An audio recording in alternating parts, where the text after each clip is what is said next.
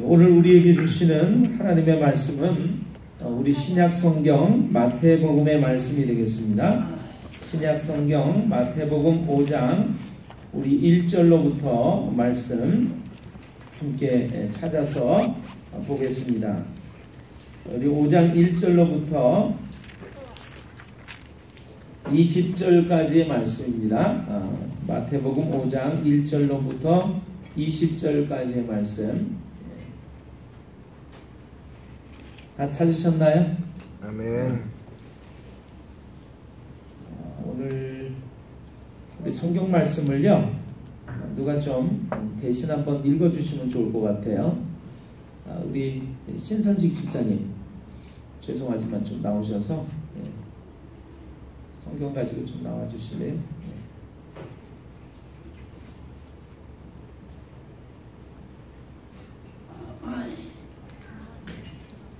읽어주세요. 자, 하나님의 말씀 봉독합니다. 마태복음 5장 1절로부터 20절까지의 말씀입니다.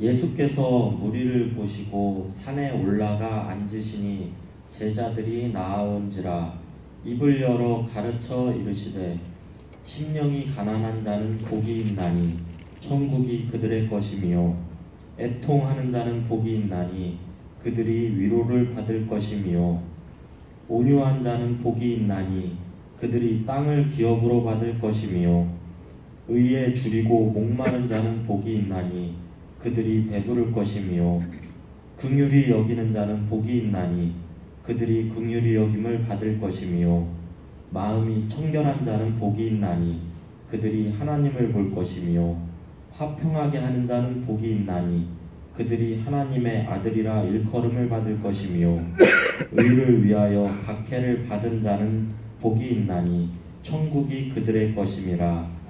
나로 말미암아 너희를 욕하고 박해하고 거짓으로 너희를 거슬러 모든 악한 말을 할 때에는 너희에게 복이 있나니 기뻐하고 즐거워하라. 하늘에서 너희의 상이 큼이라.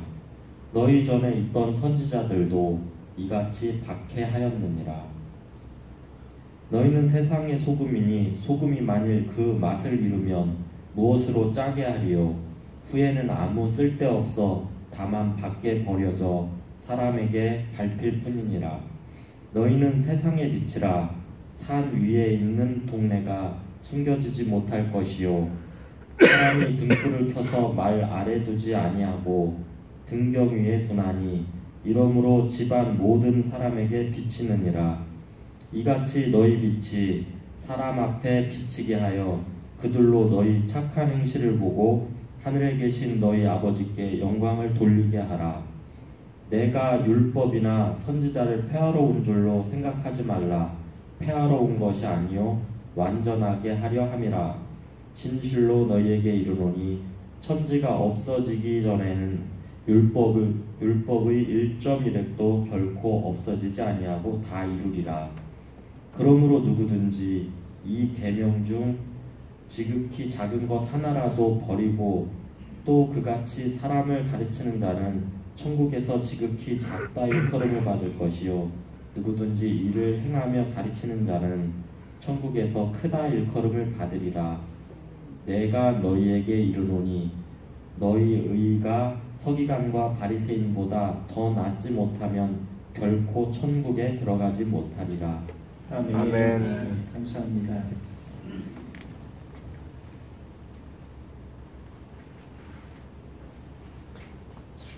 얼마 전에 미 항공우주국 나사라고 그러죠. 이 나사에 근무하던 과학자들이 나와가지고 회사를 하나 차렸는데요. 그들이 사업하는 그 내용이 달 여행 프로젝트라고 하는 것을 했다라고 합니다.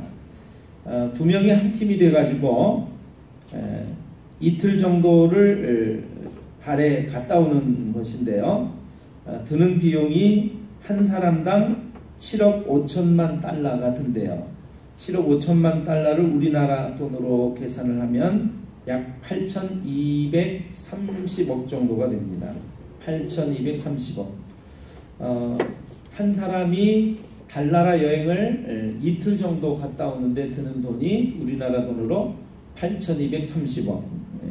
두 사람이 갔다 오면, 부부가 갔다 오면 상상도 할 수 없는 엄청난 돈이 들겠죠. 우리가 제주도를 갔다 오려고 하면은 일반적으로 비행기 값하고 여행에 드는 경비를 포함해서 약 한 50만 원 정도가 소요가 됩니다. 미국을 갔다 오는 데는 비행기 값을 포함해서 한 500만 원 정도의 비용이 들지요. 그런데 지금 우리가 본 대로 달나라 여행을 한번 하려고 그러면은 상상할 수 없는 엄청난 돈이 소요가 됩니다. 우리가 살아가고 있는 이 지구가 언젠가는 포화 상태가 되고 여러 가지 대기 오염이라든가 또 자원의 부족이라든가 하는 것들을 생각할 수 있기 때문에 지금 많은 세계 여러 나라에서는 지구가 아닌 행성에서 우리 지구를 돌고 있는 그 행성 가운데서 지구처럼 좀 살만한 별을 찾고 있어요. 제일 가까운 데가 달이 아닌 화성이라고 하는 행성입니다.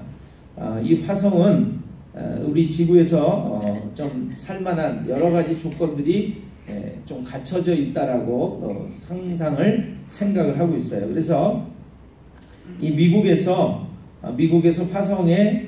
화성을 탐사하는 무인 탐사선을 이렇게 또 발사를 했는데요.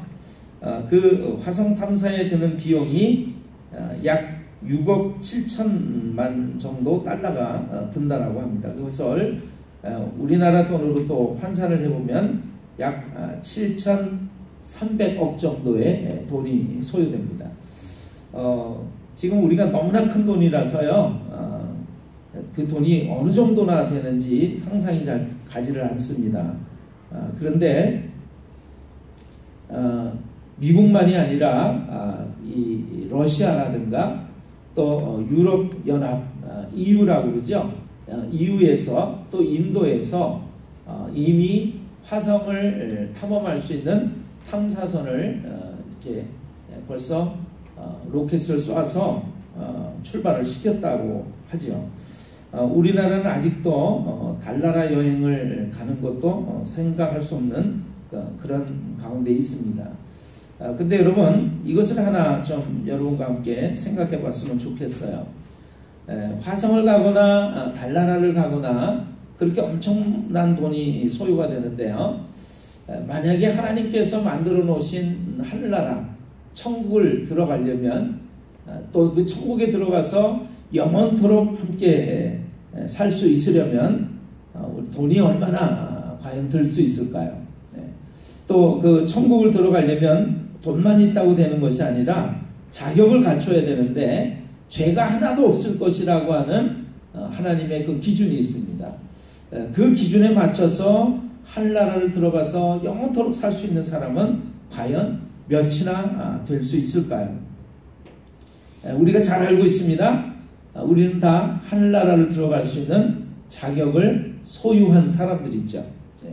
그것은 잘생기고 이뻐서 또 우리가 착해서 또 하나님께 어떤 많은 것들을 해드린 공로가 있어서 들어가는 것이 아니라 하나님 아들 예수 그리스도께서 영원한 생명을 죄인인 바로 나를 위해서 십자가에서 죽어주심으로 말미암아 내가 그분을 믿기만 하면 그분이 나의 모든 죄를 대신해서 죽으신 까닭에 바로 그 순간에 내가 하나님의 아들, 딸, 하나님의 자녀, 하나님의 백성이 돼서 하늘나라를 들어갈 수 있는 놀라운 권세를 가질 수 있게 해주신다라고 하는 것입니다. 아멘. 그래서 우리가 하나님 나라에 들어갈 자격을 권세를 가지게 된 줄로 믿습니다. 아멘. 여러분 그것은 우리는 믿기만 하면 된다라고 하는 거저받을 수 있는 하나님의 은혜가 됐지만 그러나 하나님 편에서 볼 때는 말로 할 수 없는 엄청난 값을 지불했다라고 하는 사실을 여러분 기억하셨으면 좋겠어요. 오늘 내가 하늘나라에 들어가게 된 것은 하나님의 그 무한하신 사랑, 하나님의 하나밖에 없는 외아들 독생자 예수 그리스도의 희생으로 말미암은 것이라는 사실을 여러분 우리가 기억하면서 하나님께 무한한 감사를 드리는 믿음의 사람들이 다 되시기를 주님의 이름으로 축원합니다. 그것을 우리 성경에서 말할 때 한량없는 은혜, 갚을 길이 없는 은혜, 하나님의 무궁하신 사랑으로 말미암은 구원이라고 말을 해주고 있습니다. 이러한 사실을 깨달은 사람들이 많은 노랫말을 지어서 하나님께 찬양으로 그 사실을 고백하고 있지요. 하나를 소개한다면 이 찬양이 되겠습니다. 크신 하나님의 사랑 304장.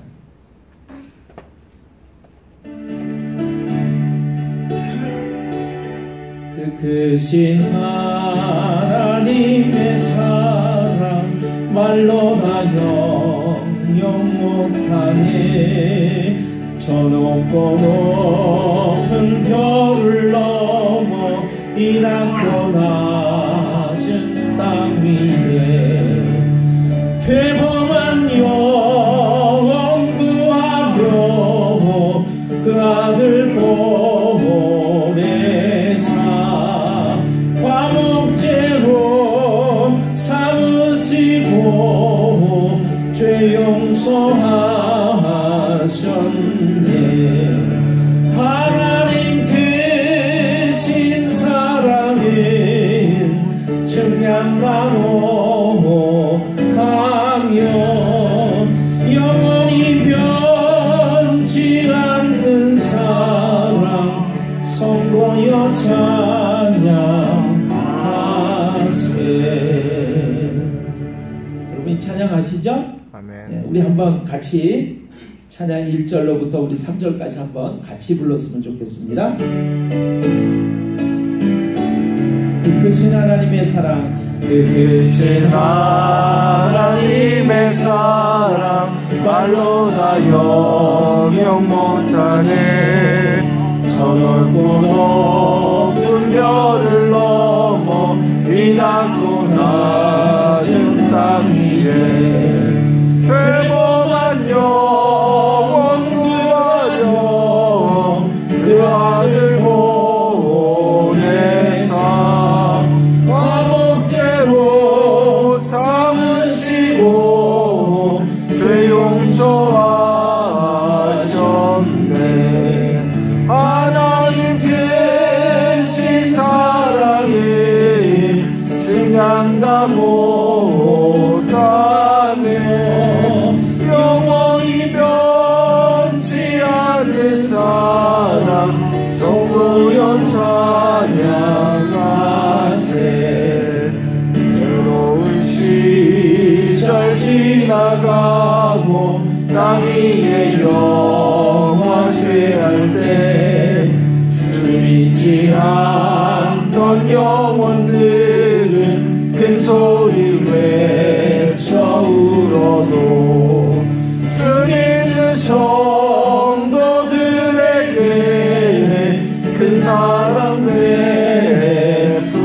베푸사 우리의 죄 사했으니 그네 잊을까. 하나님 계신 사랑에 증량다 못하네. 영원히 변치 않는 사랑 성도여 찬양하세. 하늘을 두루마리 삼고 바다를 멍을 삼아도 한없는 하나님의 사랑 다 기록할 수 없겠네. 하나님의 크신 사랑 그 어찌 닿았을까. 저 하늘 높이 쌓아도 세우지 못하니. 하나님 크신 사랑에 증량다 못하네.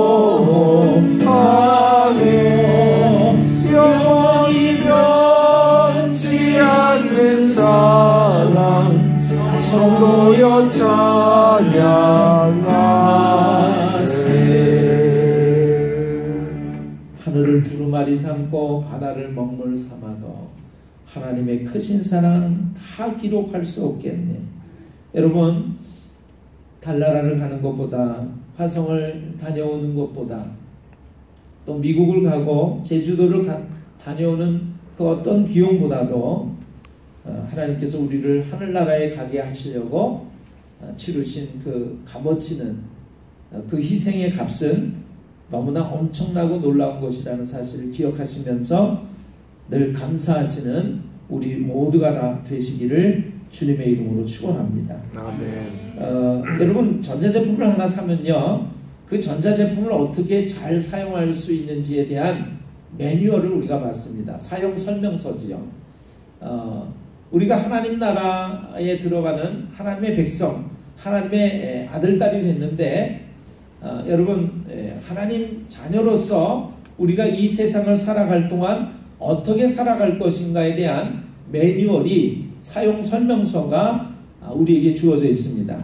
그것은 우리가 다 가지고 있는 하나님의 말씀, 성경책입니다. 그러나 성경 가운데서도 특별히 오늘 우리에게 주시는 하나님의 말씀, 우리가 이 세상을 살아가면서 어떻게 살아갈 것인가에 대한 하나님의 나라 백성의 삶의 지침서, 매뉴얼이 있다라고 한다면, 오늘 우리가 읽은 이 마태복음 5장, 6장, 7장이 되겠습니다. 여러분, 우리 마태복음 5장을 한번 펴셔서 우리 1절로부터 말씀을 좀 보시면서 우리가 이 세상을 살아가는 동안에 어떻게 하나님의 백성으로 살아갈 것인가에 대한 그 매뉴얼을, 사용 설명서를 한번 참고해 보도록 하겠습니다. 우리 5장 1절로부터 말씀 함께 보십니다. 예수께서 무리를 보시고 산에 올라가 앉으시니 제자들이 나온지라, 이렇게 되어 있습니다.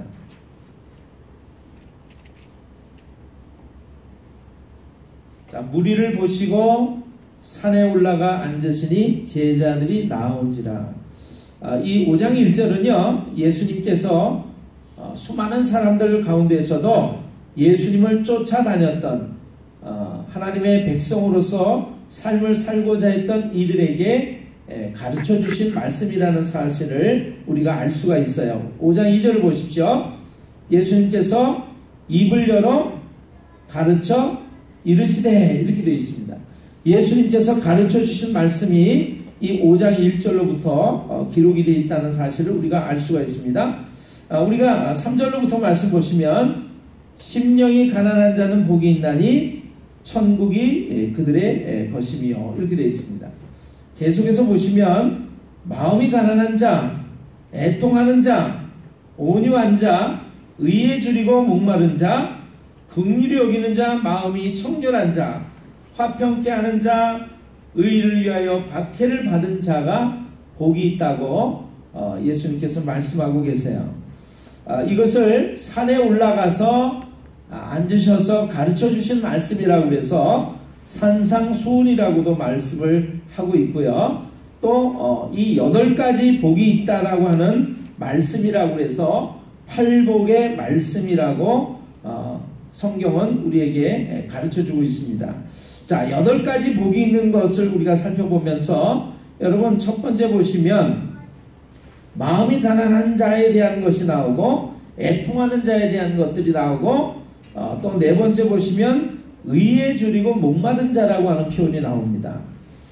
우리가 이 말씀을 여러 번 봤었는데, 여러분, 가난하다든가 또 애통한다든가 또 줄이고 목마르다고 하는 것들이 결코 사실은 세상적인 기준으로 우리가 볼 때는 절대 복이 있는 모습은 아니죠. 그러나 예수님께서는 이러한 것들을 통해서 이러한 것이 진정으로 복이 있다는 말씀을 우리들에게 가르쳐주고 계십니다. 그런데 우리가 조금 이제 이 말씀을 조금 더 이해를 해보면, 자, 심령이 가난하다, 마음이 가난하다라고 하는 것은 이렇게 우리가 좀 생각해 볼 수 있겠습니다. 가난하다라고 하는 것은 무엇인가가 부족한 상태를 얘기합니다. 그래서 채워지기를 원하고 그러한 것들을 구하고 찾는 모습이 되어 있게 되어 있습니다. 근데 마음이 가난하다라고 하는 것은 어떤 의미일까요? 돈이 없어서 가난하다든가 또는 먹을 것이 없어서 가난하다라고 하면은 그런 것들을 구하고 찾으면 채워질 수 있겠습니다만, 마음이 가난하다라고 하는 것은 어떤 의미일까요? 의에 줄이고 목마르다라고 하는 것은 어떤 의미일까요? 그것은 이러한 것이 되겠습니다. 마음 한편에, 마음 깊숙한 곳에 하나님으로 채워져 있지 않은 사람은 생각하기를 나는 그러한 것들이 채워지기 전까지는 절대로 부유하지가 않다, 넉넉하지가 않다라고 생각을 하게 됩니다.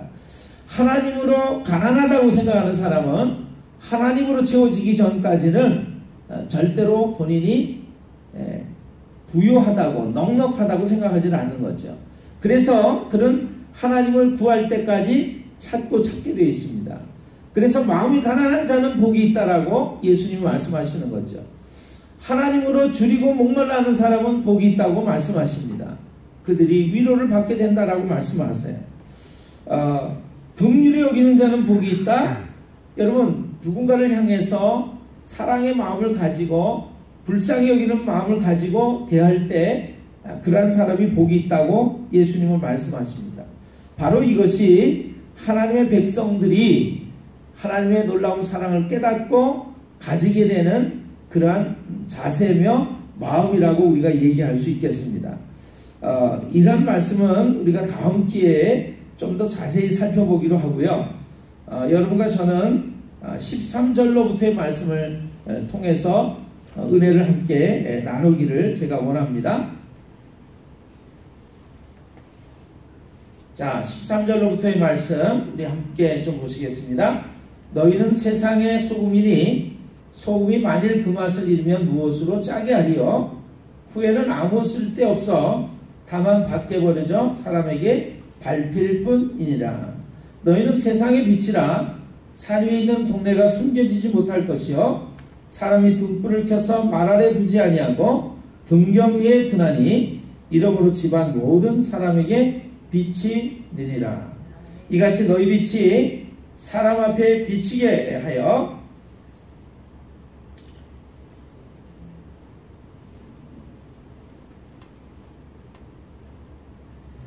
자, 우리 16절의 말씀 같이 한번 읽어보겠습니다. 이같이 너희 빛이 사람 앞에 비치게 하여 그들로 너희 착한 행실을 보고 하늘에 계신 너희 아버지께 영광을 돌리게 하라. 아멘.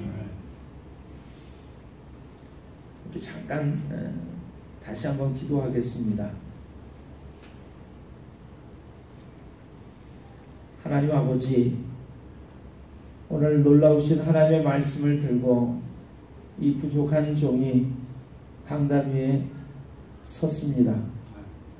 부족한 입술을 붙들어 주셔서 하나님의 말씀을 온전히 대언하기에 조금도 부족함이 없도록 주님 도와 주시옵소서.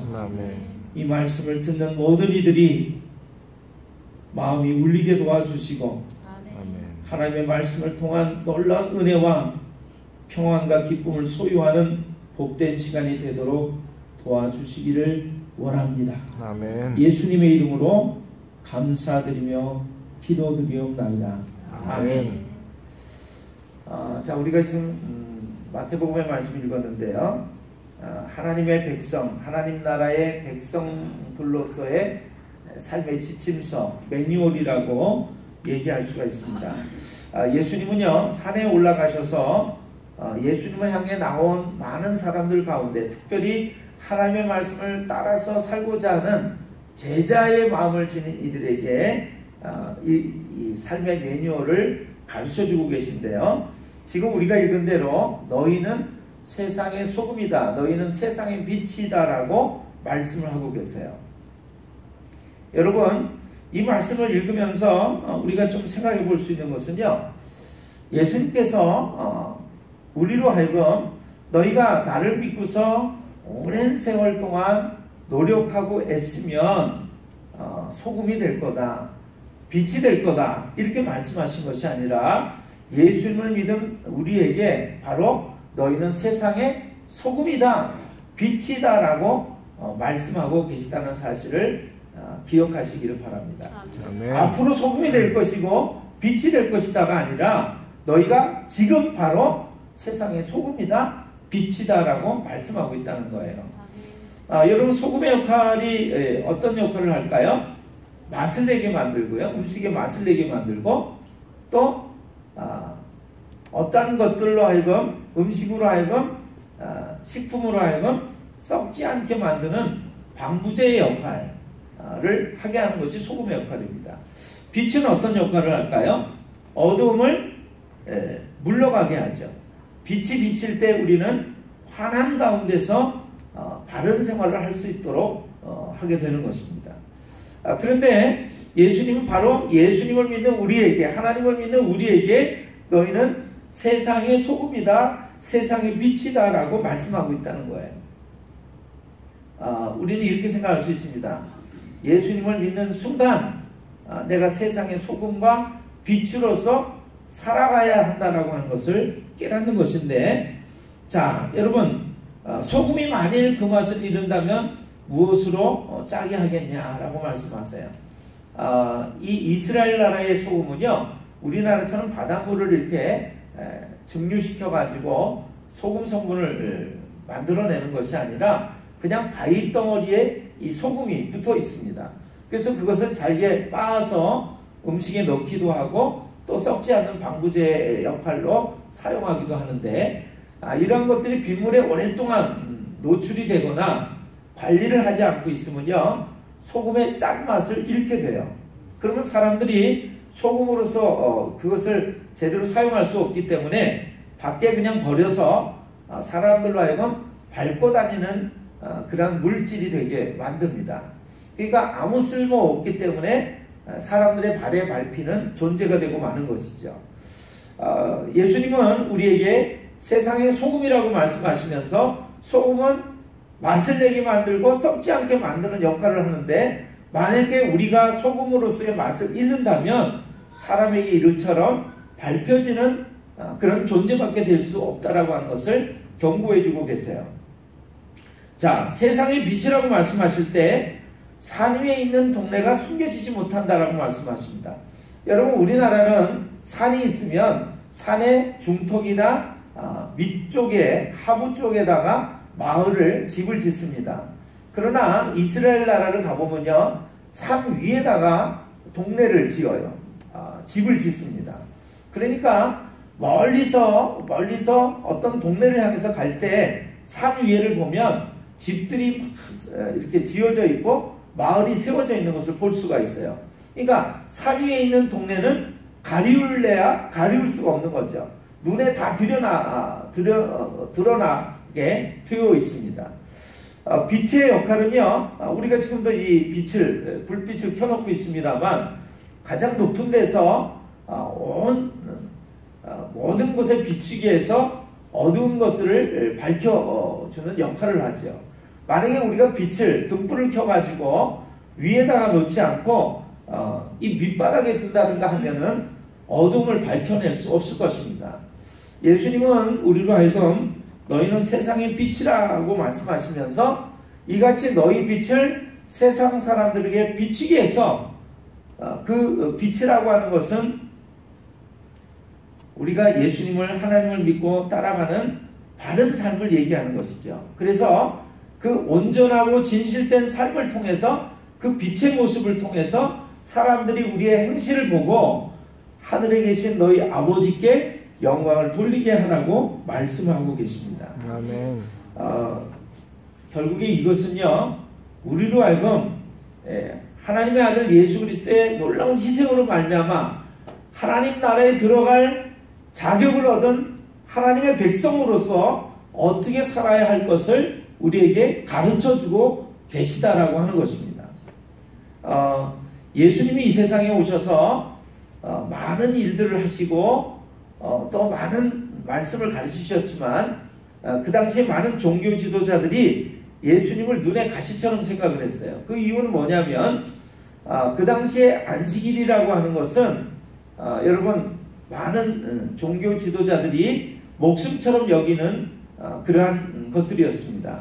안식일에는 아무 일도 하지 않고 그냥 안식하고 있어야만 해요.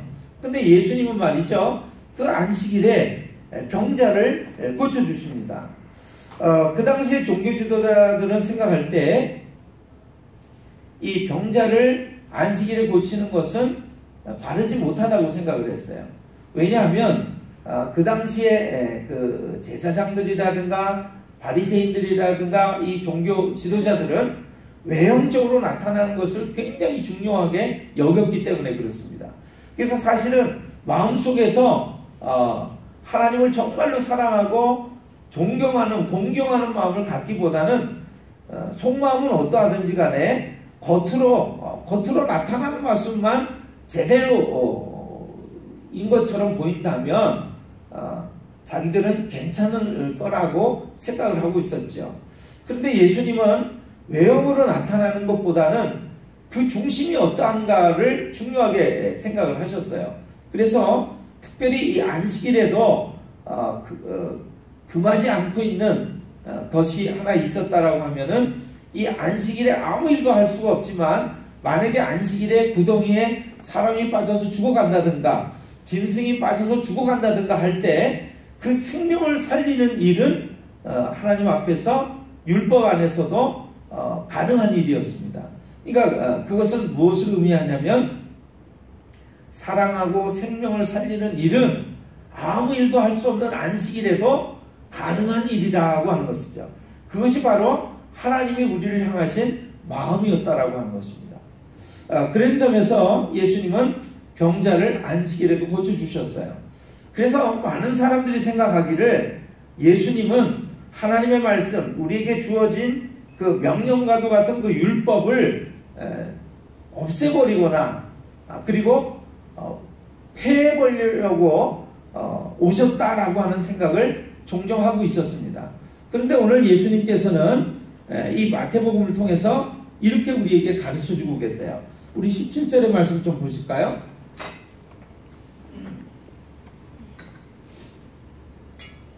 찾으셨죠? 아멘. 내가 율법이나 선지자를 폐하러 온 줄로 생각하지 말라. 폐하러 온 것이 아니요 완전하게 하려 함이라. 진실로 너희에게 이르노니 천지가 없어지기 전에는 율법의 1.1획도 결코 없어지지 아니하고 다 이루리라. 그러므로 누구든지 이 계명 중에 지극히 작은 것 하나라도 버리고 또 그같이 사람을 가르치는 자는 천국에서 지극히 작다 일컬음을 받을 것이요 누구든지 이를 행하며 가르치는 자는 천국에서 크다 일컬음을 받으리라. 아멘. 제가 마태복음을 보면서 최근에 사실은 수십 번 읽게 되는 그런 기회가 있었는데요. 여러분 지금 19절의 말씀 보시면 이 말씀이 있어요. 뭐라고 말씀이 있냐면 그러므로 누구든지 이 계명 중에 지극히 작은 것 하나라도 버리고 또 그같이 사람을 가르치는 자는 천국에서 어떻다고요? 지극히 작다. 작다라고 일컬음을 받는데요. 작은 자다라고 여겨진다는 거예요. 하나님의 말씀에 작은 하나라도 소홀하게 여기고 가르치지 않는다면 천국에서 우리는 작은 자가 될 수밖에 없습니다. 근데 그 밑에 말씀을 한번 보세요. 뭐라고 되어 있죠? 누구든지 이를 같이 한번 읽어볼까요? 누구든지 이를 행하며 가르치는 자는 천국에서 크다 일컬음을 받으리라. 누구든지 이를 행하며, 여러분 작은 것 하나라도 하나님의 말씀을 행하면서 가르치는 사람은 천국에서 크다 일컬음을 받는데요. 제가 이 말씀을 읽으면서 큰 충격과 감동을 받았습니다. 여러분 우리는 하나님을 이제 믿게 됐기 때문에 하늘나라를 들어갈 수 있는 놀라운 권세를 가지게 됐기 때문에 외형으로 드러나는 부분은 아무렇게 해도 큰 문제가 없지 않겠는가라고 생각하기가 쉽습니다. 그래서 내 마음이 중심이 중요하지 내가 하나님 앞에서 행하는 모습이 어떻게 나타나든 그게 무슨 큰 상관이 있으랴라고 생각을 하기가 쉬워요. 그런데 예수님은 우리에게 이렇게 말씀해주고 계십니다. 천지가 다 없어지기 전에는 하나님의 말씀 작은 것 하나도 없어지지 아니한다. 그래서 소홀하게 여기고 이 작은 거라고 해서 하나님의 말씀을 가르치지 않는다면 그는 천국에서 작은 자가 될 것이고 작은 것이라도 이것을 행하면서 가르치는 자는 하늘나라에서 천국에서 큰 자가 될 것이다 라고 말씀해 주고 계세요. 제가 그러면서 제 마음속에 우리가 종종 중심이 더 중요하다라고 생각하면서 하나님의 말씀대로 우리가 어떻게 살아야 하는 것을 소홀하게 여길 때가 많았구나 하는 생각을 하게 됐습니다. 그래서 오늘 이 마태복음의 말씀을 가지고 제가 함께 나누면서 또 가르침을 받고자 하는 것이죠. 예수님께서는 이렇게 말씀하세요. 너희 의가 서기관과 바리새인보다도 더 낫지 아니하면 결단코 천국에 들어가지 못하리라.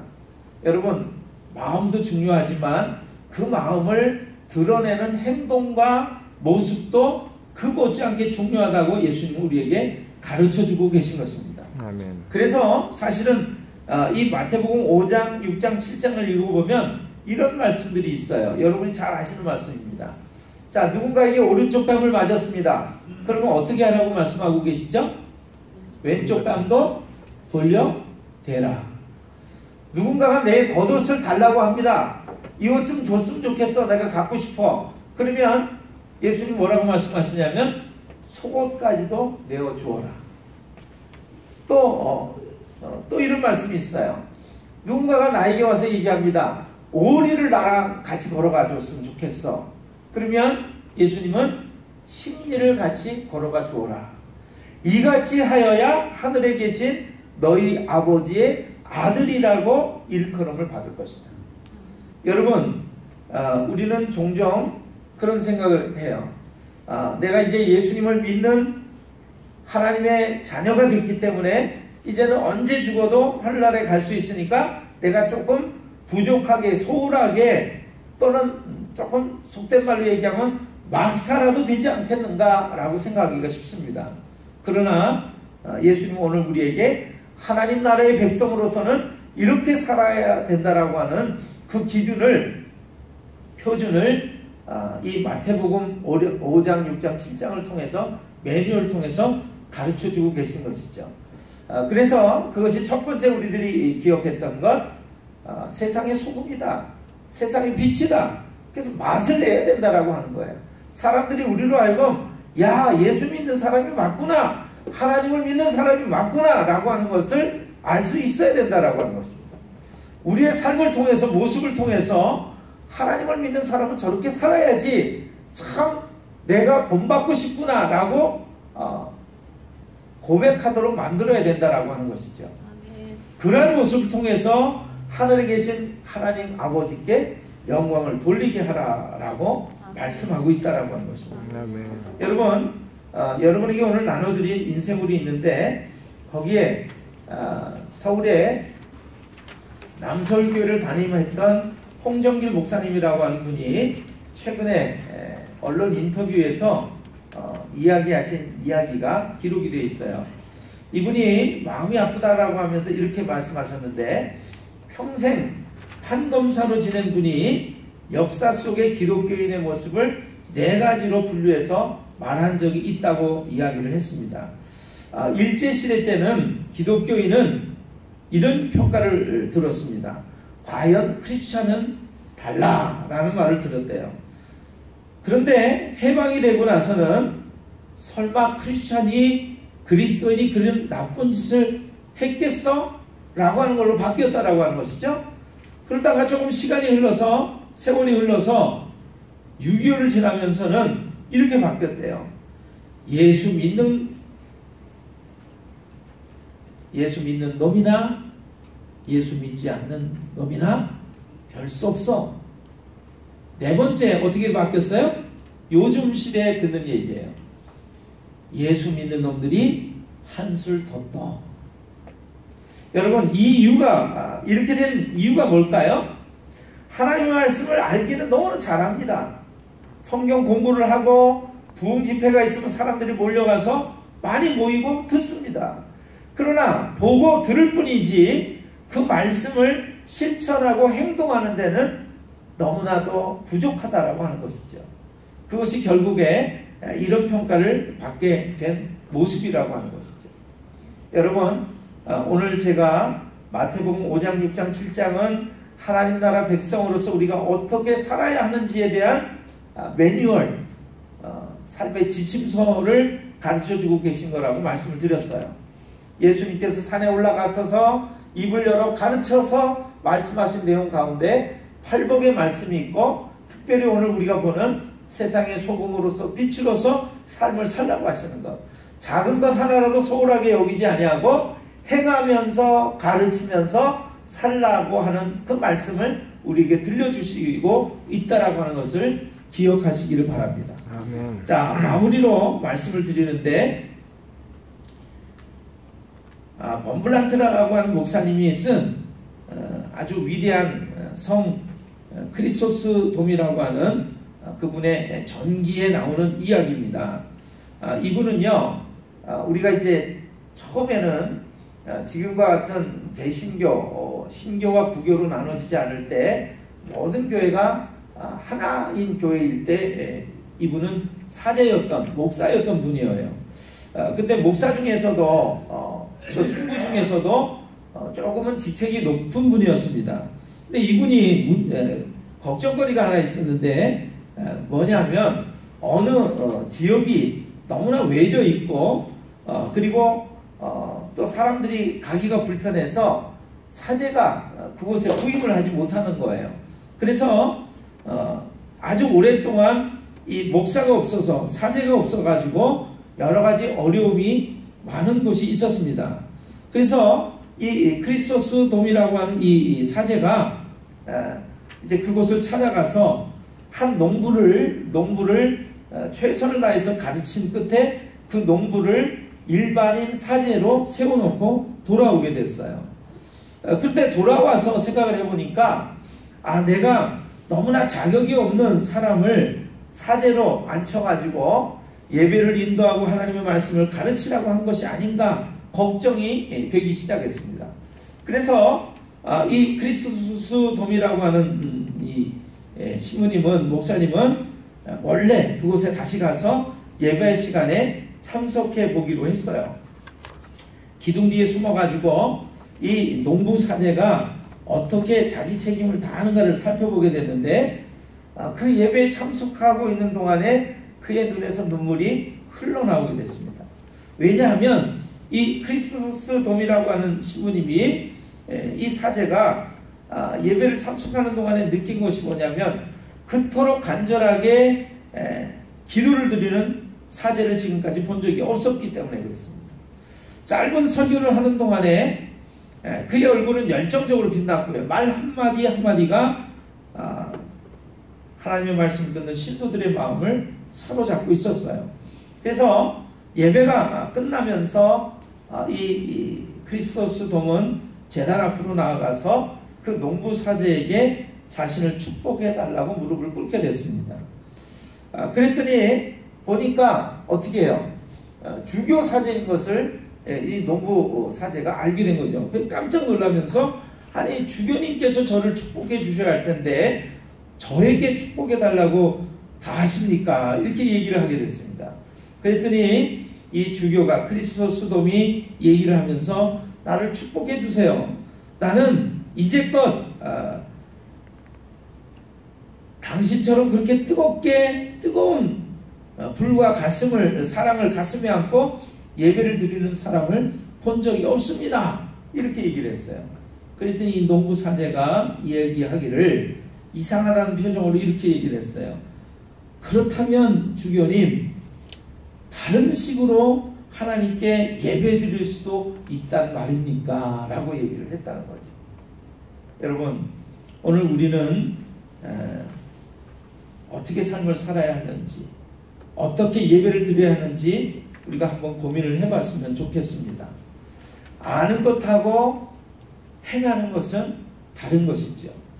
성경을 가르침을 받은 것하고 그 가르침을 받은 대로 행동하고 사는 것하고는 다른 것이라고 하는 것입니다.